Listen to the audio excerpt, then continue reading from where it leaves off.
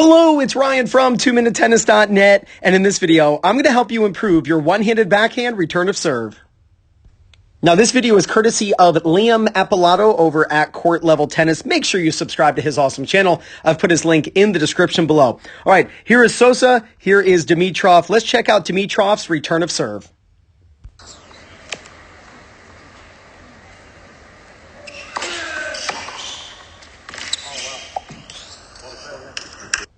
Wow, this return of serve, absolutely textbook. There are some things here that you're going to learn that you can use even on a two-hander, but specifically this is going to be for the one-handed viewers. Now, the first thing is when you are returning serve, just look where he's starting, and then I want you to look at where he makes contact with this serve. So he's making contact inside the baseline, yet he started behind the baseline. That's because you want forward movement with your body. If you're planning on returning serve here, then stand 2 steps behind that, right? So wherever you want to stand to return serve, start farther back. And you'll see that he goes forward with 1 step, this is actually the technique that I like to use for myself. Andy Murray uses the same technique. It's a step forward and then a split step. Now, it does not matter which foot you step forward with. It doesn't matter if you step forward with your right foot or your left foot, because everything evens out once you split step. So don't worry about that. I've had people in the comments ask that question. I think it's a good question, but it really doesn't matter. Just whatever foot feels more comfortable, that's the foot you're going to step forward with from your starting position here. You go forward, you're going to split step, and then this move right here is the foundation that we hit the return off of. But before we get to that, let's actually look at the timing of the split step. So you want to time your split step so as your opponent's hitting the ball, you're in the air. So let's look at the server. And he's making contact right now. We can see that. He's making contact right now. You can actually see his left arm up against the body. That's a reactive break. Helps slow the body's rotation down so he can speed up his racket. But he is making contact now. And look at Dimitrov. He's not split stepping. He's in the air, and now he's landing. When he lands his split step, the ball is practically over the net. This is a second serve. So the ball's going to have a little more height over the net, but the ball has almost reached the net by the time Dimitrov is landing. That's because it takes this long off of your opponent's racket for your brain to recognize where the ball's even going. So you want your feet to hit the ground and at a synchronized time with when your reaction time occurs. You don't want to be landing as the opponent makes contact, because there's a delay in our reaction time, and you'll become stationary and kind of sedentary in your movements, and you kind of get bogged down and you can't explosively move once you land. So what we want to do is we want to land as our brain recognizes where to go, and that's why we want to be in the air as the opponent hits, so that you're landing just after. Now, this is where you're going to see Dimitrov do what I call split turn hit step. So it's split step. He's going to turn. Now notice he is basically delaying his right foot. He's just pivoting with the right foot. He's going to step with it, but he has to make sure that he makes contact with the ball before this right foot hits the ground. The last thing that should happen is the foot hitting the ground on a return of serve. So it's split step. Then he turns, so we can see his shoulder turn. He's turning 90 degrees, and he's got a short backswing. Then he hits the ball. Now he is swinging the racket simultaneously with his right leg. So it's not like you keep your right leg still.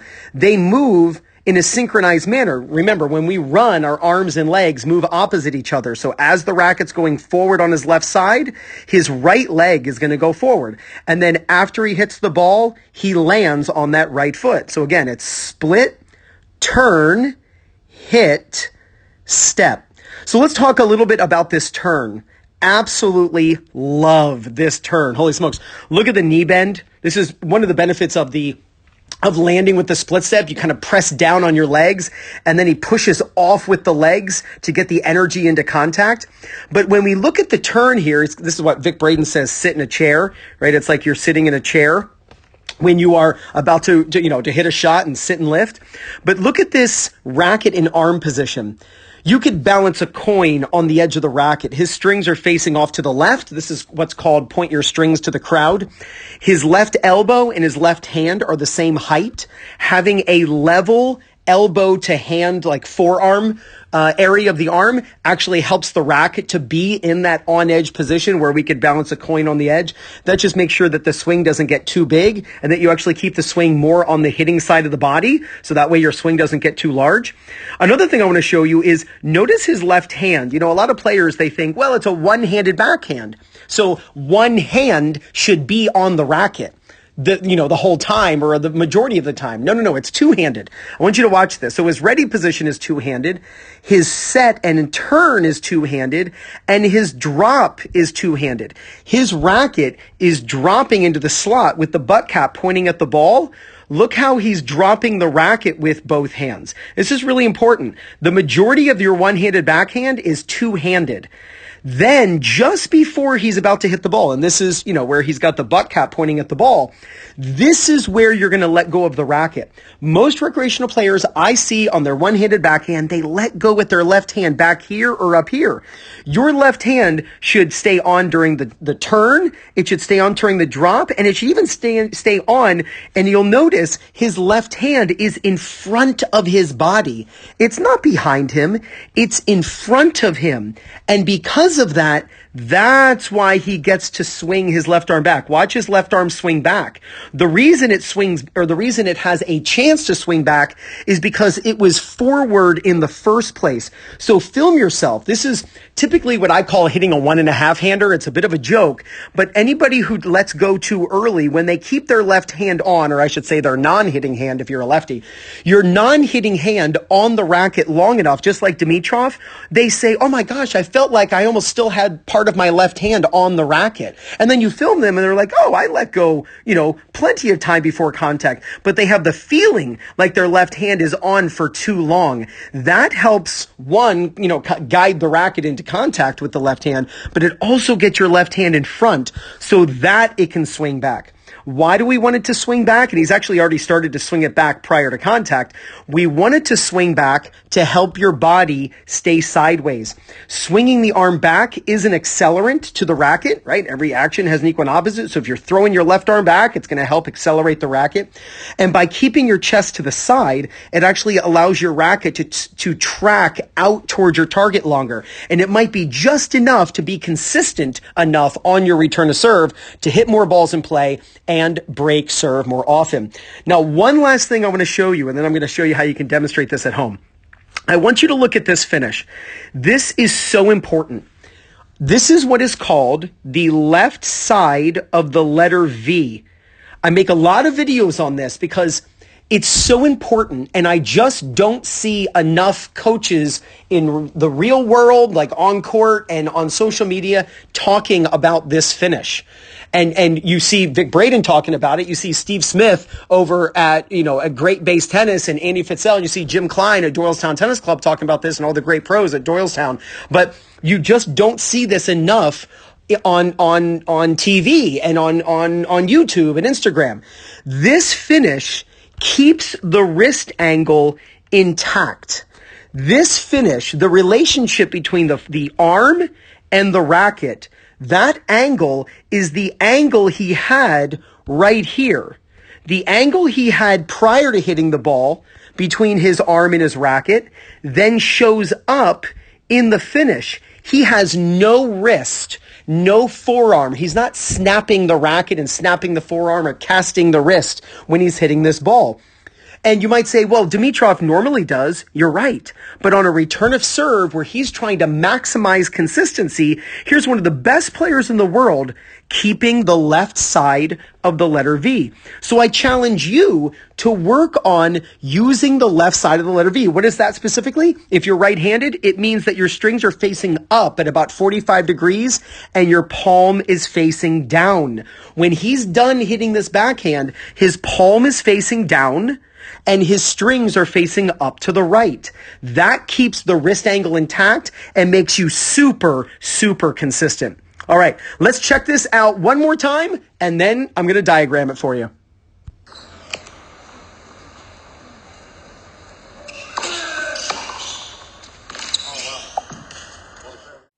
Now first, I've got the Topspin Pro here. You know what to do. Check out my affiliate link in the description below. I'll even pin it in the first comment. It would mean the world to me if you used my affiliate link to get a Topspin Pro for at-home practice so you can work on these exact techniques.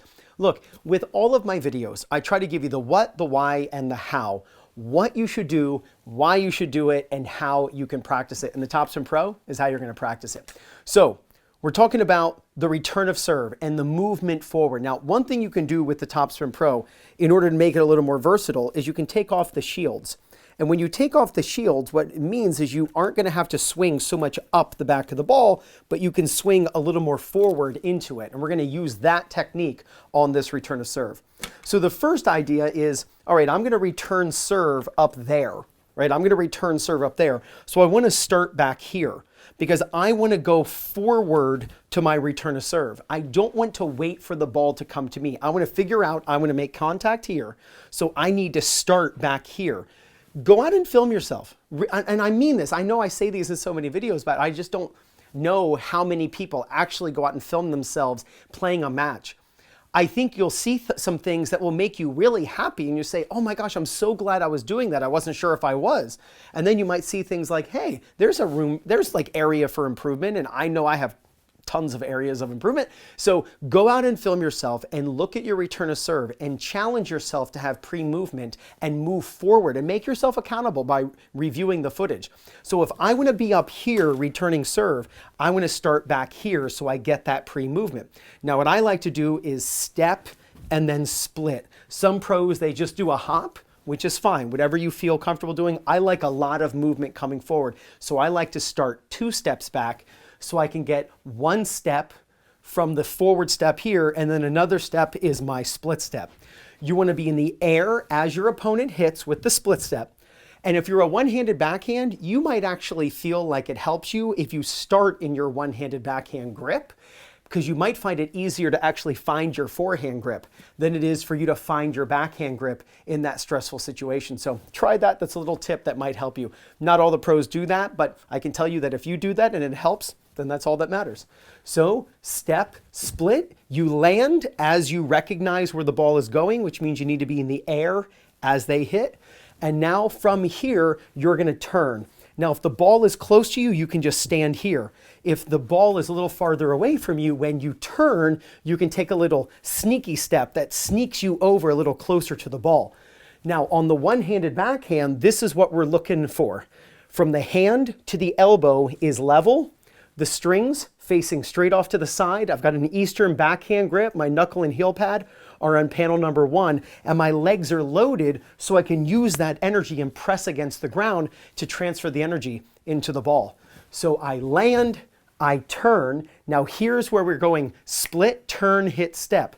So it's split, turn, hit, step. And when I'm done, you'll see that I've got that left side of the letter V. Split, turn, hit, step. Now, when I dropped from here, it's important that I get my non-hitting hand in front of me. What you'll see players do is they'll turn and they go, oh, I'm supposed to, pinch my shoulder blades or have my arms go apart. So they do it way too early with their non-hitting hand. They let go and they do it here. Well, once you move it back, that energy is now dissipated. It's gone. It has no benefit anymore. So then this arm takes over, and that's when you see the player wildly open up. They shank the ball, they pull across, and they really have a tough time hitting the sweet spot because they're not tracking out toward their target long enough. So this is what I call hit a 1.5-hander. Instead of a 2-hander or a 1-hander, hit a 1.5-hander. Turn with 2 hands, drop with 2 hands, and almost feel, obviously you're not going to do it, but feel like your left hand is still going to be on the racket, awkwardly close to contact. And then what feels to be just before you hit the ball, let go and then separate your hands. For players who I've taught and they let go super early, when you get them to hold on long enough, just like the pros, when they finally do it correctly, they swear that like some of their hand was still on the racket at contact, which is why I call it a 1.5-hander. It's not true, it's not real, it's just the feeling that players get when they start doing it correctly for the first time. So you're moving forward with the forward movement. You're in the air as they hit. You split, you turn, and then here is where we're going to be explosive with our movement in our legs. It's important that you don't step and then hit the ball. The ball is coming in too quickly. So you're going to have to turn and load up with your legs, and then you're going to push off this leg. Racket goes down, and then as you hit, this leg is going forward. Remember, if the racket's going forward on my left side, then my right leg is going to go forward. Every action has an equal and opposite. So if something's going forward on the left, I need something going forward on the right. And that's just the way we run. Our arms and legs are opposite. So we go forward, and it looks like this. I'll start a little farther back. And I've got my arms apart. By moving my arms apart, when this arm goes back, just before I hit the ball, starting to move my left arm back, it gives me a little more acceleration. Some players say they kind of like the feeling of keeping that left hand on a little longer. It helps actually accelerate the racket through contact. I've heard people say that. And when you have your arms go apart, it keeps your chest to the side so your racket tracks out toward your target. And the last thing, I can't focus on this enough. I feel like I've been making a lot of return of serve videos lately because in the Zoom lessons that I'm doing, I do about a dozen Zoom lessons every week. And these are players all around the world. They send me videos of them playing, and we might focus on their technique or we might focus on their match play.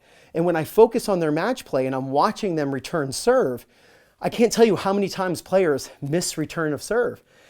Look, if you're keeping notes of how many double faults you have, well, you also need to keep track of how many returns you're missing. Because to me, there's no difference. There's no difference with the column of double faults and missed returns. Because they talk about on TV, oh, Roger Federer has 14 aces and he's got 6 double faults. Okay, well, the 6 double faults is his inability to start the point. Well, are you able to start the point when you're the returner as well? It's just as important. And if you don't break serve, you can't win a match. The only way you can win a match is to break serve. Even if it gets to a tiebreaker, you got to break their serve while they're serving. You have to win points when your opponent is serving. So it's vital that your return to serve is really great. And copying this technique for the one-hander is so critical. Get your Topspin Pro. Use my affiliate link in the description below.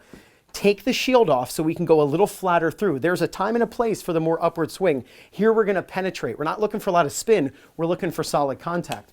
So we go forward, split, turn, hit, step. And then when you're done, you're leaning forward, your arms are apart, the racket's to the left of the hand because you have no wrist movement. When you're hitting like this, it makes for an incredible increase in your consistency. I watch players and they do this with their return of serve and they roll the wrist, they either turn it or they actually actively flick the wrist off to the right like this that they're right-handed, and they finish with their strings pointing down. I don't want you using your wrist. I want you lifting and moving from the shoulder. The movement originates here, not from your elbow, like you're, Michael Jackson doing the Beat It dance. We don't want to do that like we're dealing cards. We don't want to be flicking the wrist. We don't want that. We want the shoulder doing all the work because that will keep your strings facing forward for as long as possible. So work on your return to serve. Film yourself. I'm in my basement here. It's freezing cold outside. I'm in my basement making content for you. You can be at home with the Topspin Pro, working on your return of serve so that when you get back out onto the court, you're breaking serve more often and what? You gain confidence, win more matches, and play much better tennis. This is Ryan Reedy from 2minutetennis.net. You got this.